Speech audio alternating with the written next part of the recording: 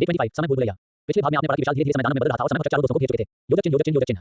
समय भक्षकों की आंखें चमकने लगी। टिक टिक टिक उनकी आवाजें तेज होने लगी। तभी अचानक आशु के हाथ का आगे भी वाला चिन्ह चमक उठा। एक तेज नीली रोशनी पूरे मैदान में फैल गई। योजक चिन्ह, योजक चिन्ह, योजक चिन्ह। धड़ाम, जमीन अचानक टूटने लगी। मोनू चिल्लाया, भागो! लेकिन इससे पहले कि वे कुछ समझ पाते, चारों तरफ की जमीन टूट गई और तीनों नीचे गिरने लगे। योजक चिन्ह, योजक चिन्ह, योजक चिन्ह। कुछ सेकंड बाद आशु ने आंखें खोली। वह एक अजीब जगह पर था। चारों तरफ हवा में तैरते हुए पत्थर थे। नीचे कोई जमीन नहीं थी। आसमान में विशाल घड़ियां घूम रही थी। कुछ घड़ियां उल्टी चल रही थी, कुछ तेजी से, कुछ बिल्कुल रुकी हुई थी। योजक चिन्ह, योजक चिन्ह, योजक चिन्ह। मोनू डरकर बोला, ये कहां आ गए हम? तभी एक आवाज गूंजी, समय भूल भुलैया में तुम्हारा स्वागत है। योजक चिन्ह, योजक चिन्ह, योजक चिन्ह।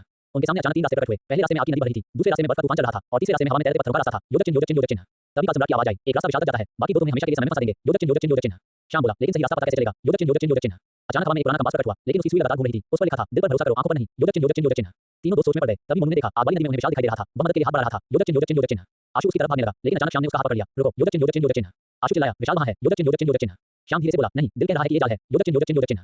तभी विशाल का चेहरा अचानक बदलने लगा। उसकी आंखें काली हो गईं और उसका चेहरा फटकर समय भक्षक में बदल गया। योजक चिन्ह, योजक चिन्ह, योजक चिन्ह। तीनों के पैरों तले जमीन खिसक गई। अगर वे आगे बढ़ते तो हमेशा के लिए खत्म हो जाते। योजक चिन्ह, योजक चिन्ह, योजक चिन्ह। अचानक तीसरे रास्ते के पत्थर चमकने लगे। मोनू मुस्कुराया, यही रास्ता है। योजक चिन्ह, योजक चिन्ह, योजक चिन्ह। तीनों तैरते पत्थरों पर छलांग लगाने लगे, लेकिन जैसे जैसे वे आगे बढ़ रहे थे, पीछे के पत्थर गायब होते जा रहे थे। योजक चिन्ह, योजक चिन्ह, योजक चिन्ह। अचानक अंतिम पत्थर हिलने लगा। आशु ने नीचे देखा और उसकी सांसें रुक गईं। नीचे हजारों समय भक्षक मुंह खोले उनका इंतजार कर रहे थे। योजक चिन्ह, योजक चिन्ह, योजक चिन्ह। तभी सामने दूर एक दरवाजा दिखाई दिया और उसके पीछे जंजीरों में बंधा विशाल खड़ा था, लेकिन उसके पीछे इस बार कोई और था, एक विशाल छाया जो धीरे-धीरे मुस्कुरा रही थी। योजक चिन्ह, योजक चिन्ह, योजक चिन्ह। जारी रहेगा अगले भाग में क्या हुआ चारों दोस्तों के साथ। ये कहानी कैसी लगी बताइए हमें कमेंट बॉक्स में और रोमांचक कहानियों को सुनने के लिए चैनल को सब्सक्राइब, शेयर और लाइक करना ना भूलें और नए नोटिफिकेशन के लिए बेल आइकन पर क्लिक करें।